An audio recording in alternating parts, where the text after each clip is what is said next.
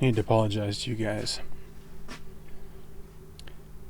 I did not take a whole lot of video this week. In my defense, I feel like I got a lot done. Let me show you.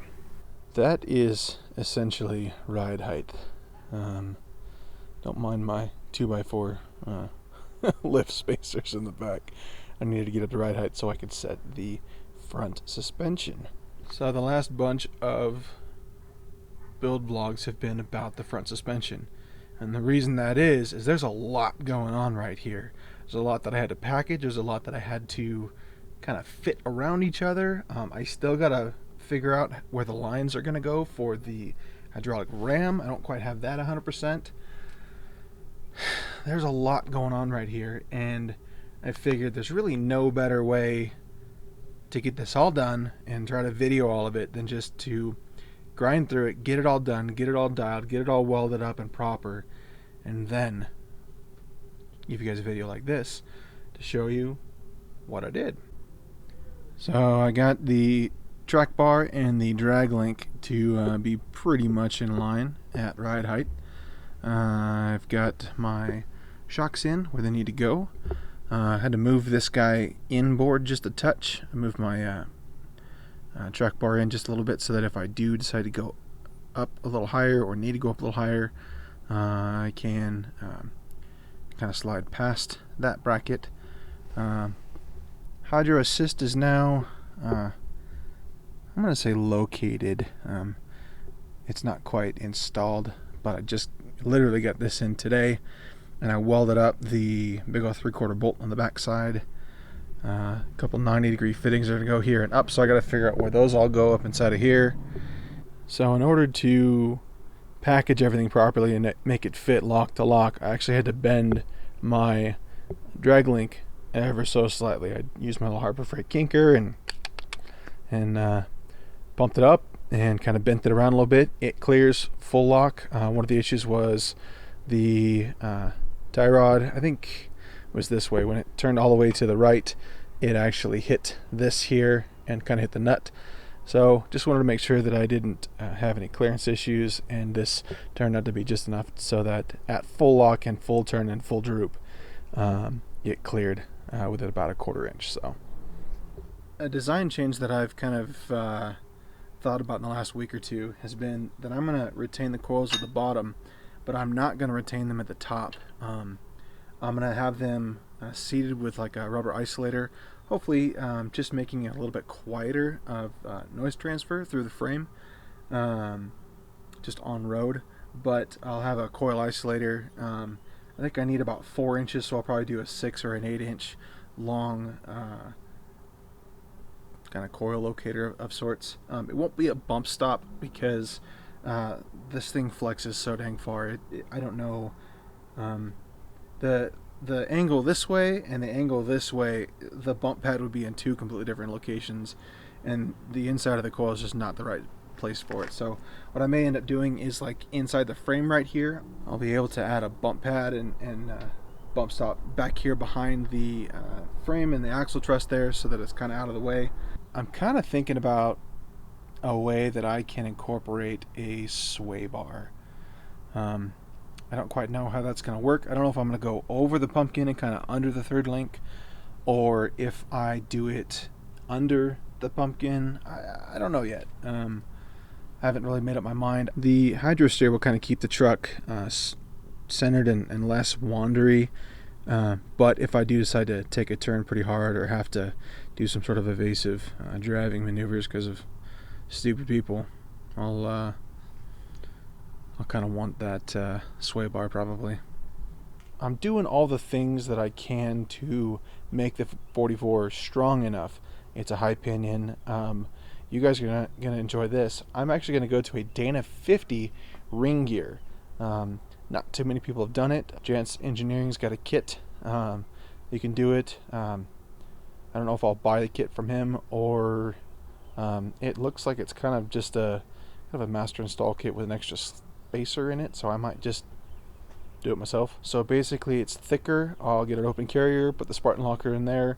I'm going to keep the stock axle shafts at least for right now. So I pulled out the old axle shaft that I had in the short side here, and pulled out the old Posi lock carrier that was in there. I actually built a little kind of get-a-fab case stretcher for like $10 with some scrap metal and some all thread, and I was able to actually get the carrier out, which I was pretty impressed with myself on that one. But got it out. Turns out they're like going for $400 and $500 on eBay, so I'm gonna clean it up and get that sold. I thought, since I've got to re-gear the axle anyway, I might as well try and figure out a way of upgrading it, at least to ensure the integrity of this axle over time. Like I said a minute ago, I don't plan on immediately replacing the axle shafts. I know I should, but they're $1,500 or so, and if I can run these for a little bit and see how it does and tune it properly, I really won't have too much issue with it. So I'm planning to tune the truck in such a way that when the vehicle is in four-wheel drive, either case, the front or the rear transfer case, the computer will know that, and I'll be able to take some of the timing out, take some of the fuel out, and throttle response and all that fun stuff, so that I don't just put all 400 or 500 horsepower downrange and start breaking stuff. So I want to be able to have as much control as possible when I'm off-roading with all the different gears, and I don't have to use the power that it has to essentially break parts. Mind you, I'm 6'4". This is almost 50 inches off. I think it's over 50 inches off the ground to the top of the bed. If you guys saw my my reels the other day, TikTok and shorts, I put it all on all three. It was the Real Men of Genius Budweiser sound. I actually ratchet strapped or like come along my truck to a hook in the floor of my garage, and that allowed me to put a couple 2x4's in between the frame of the truck and the leaf pack, so that I could get the ride height that I wanted, so that I could set my front suspension. I'll turn the camera on. It's pretty janky. So as for the rear end, no, it's not going to stay like this. Basically, the 40s, the center of the axle is going to be like right here. So I needed to get the truck to ride height so that I could set the front suspension right, but this is the way I kind of came up to do it. So back here I've got a GM 12 bolt. I bought it 8 or 9 years ago when I went off-roading and decided to break one of my axle shafts 5 miles off pavement on the stock axle. It's like $300 just for the axle shaft, and then I had to ship it from Michigan. So I actually had some Wagoneer axles in my backyard at the time, and we literally put the rear axle, the Wagoneer axle, on the top of my buddy's WJ. The next day we drove up to my truck where we left it on the trail, because I couldn't drive it out with the C-clip style axle, and literally trail swapped the Dana 44 Wagoneer axle in the middle of the trail, literally in the middle of the trail. So that day I went from 410s to 308s, and then the next morning I picked this up, and this was 488s. Like the factory axle, this 12 bolt has a C-clip retaining the axle shaft. Basically the only thing holding this tire onto this truck right now is literally a little tiny C-clip in the middle of the axle. So if that breaks, or the axle shaft breaks, this tire is coming right out the side and probably going to pass me on the trail. So what I'm going to do is I'm going to get a C-clip eliminator kit for the axle shaft, and that'll bolt to the flange back here where the drum brakes bolt to. And I'll also do a disc brake conversion with some calipers, and I'll actually get e-brakes back again. Since I've put this axle in here, I've never had e-brakes. So that's kind of a win-win. I'll take the drums out, I'll get I think 11-inch rotors and e-brakes, and no more potential for the axle walking out and a whole bunch of stuff. So at least for me, the axle with the locker and the gears that I want already installed, I don't need to upgrade. I think I'll upgrade to a 14 bolt full float later on, but for right now I really just want it driving and running and able to go wheeling, and you know, if the 12 volt does great, then, you know, maybe I don't need the 14 volt. I don't really plan to wheel this hardcore and just go nutso with it.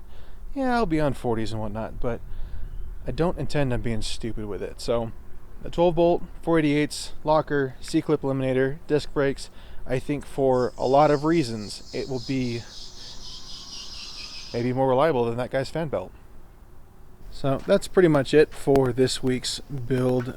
Essentially, this was kind of a week in review. Again, I apologize, I didn't do a whole lot of videoing, but I did get a lot done in the last week, and that allowed me to do a bunch of stuff that I wouldn't have otherwise been able to do, just sitting there moving the camera and whatnot. Plus it was windy and stormy a couple days this week, so kind of really limited my abilities to video anyway. So coming up, we're going to be rebuilding the 5-cylinder motor. I got my crank back from the machine shop finally. That was like 4 months of 4 to 6 weeks. Okay.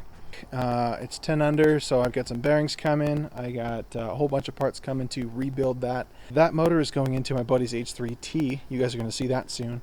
And we're going to take his motor out and rebuild it, and then that one will be for sale later on. So in that rebuild video, I'm going to show you guys how, one, just to rebuild the motor, but two, I'm going to show you guys why I think those 5-cylinder motors give up the ghost and blow out the cylinder 5 connecting rod bearing, and the 4s and the 6s don't. So stay tuned for that, coming up soon. Like I said, we'll rebuild mine, and then we'll end up rebuilding his as well, and that'll, you know, be money for the build. Basically, those two motors will pretty much pay for the rest of everything going on in this truck. So I've got a ton of plans. You guys are going to have to stick around for it. I've got so many really cool little tiny modifications on this that'll just, it'll be really cool. So I don't want you guys to miss out on that. Make sure that you're subscribed. Make sure that you are following the channel and us on social media. Keep up to date on all the kind of nuanced day-to-day stuff that I'm doing. Doing some funny Instagram reels and TikToks and YouTube shorts and stuff. So wherever you follow us, they'll be there. And thanks for watching.